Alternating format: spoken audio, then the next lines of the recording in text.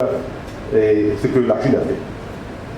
Pour nous, à Maurice, nous savons combien la Chine a contribué au développement socio-économique de Maurice à partir de l'indépendance. Son Excellence a parlé des différents domaines, passant de l'éducation à la santé, l'environnement, le logement social, la construction des infrastructures publiques. Et là, nous savons, il y a l'économie bleue.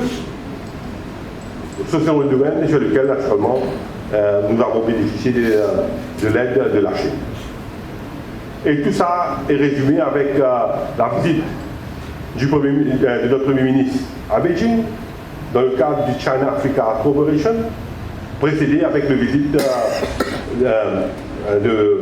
Premier ministre de Chine, Jinping, qui était là. Alors on espère qu'on pourra bientôt finaliser les négociations en vue de cet accord de libre-échange, qui est quand même une première pour un pays africain.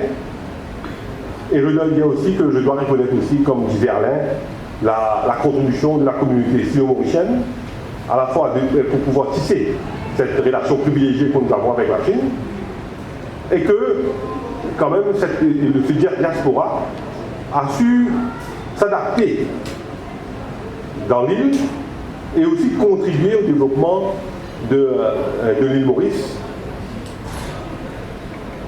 Et je dois dire que d'une façon extraordinaire.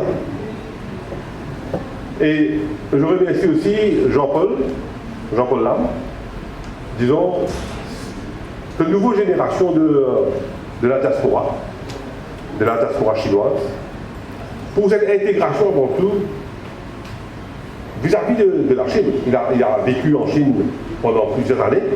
Moi-même, j'ai eu l'occasion, avant de le connaître à Maurice, de le rencontrer à Shanghai, où il est quand même aussi un des deux ambassadeurs en Chine, qui essaie de promouvoir cette relation Chine-Maurice.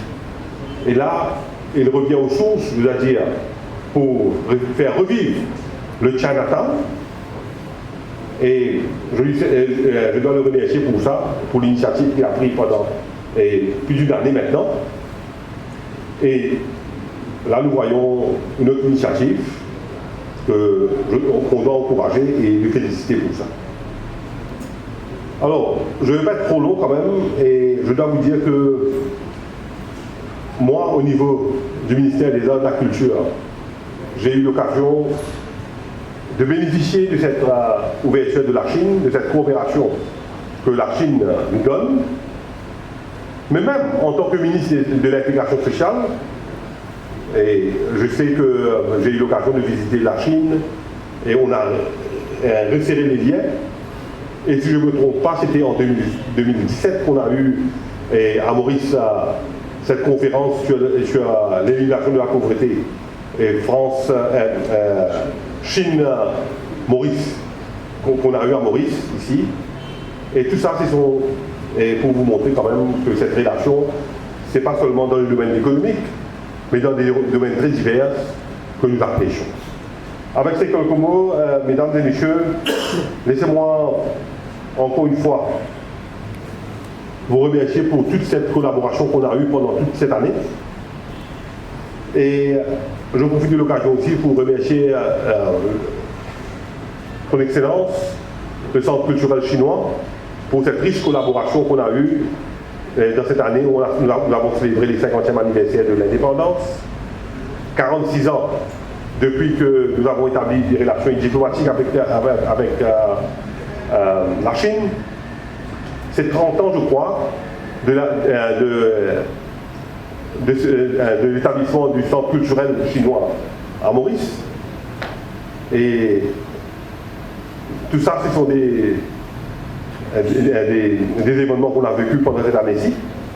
Et j'espère, je n'ai pas de doute que ça va continuer pour l'année prochaine.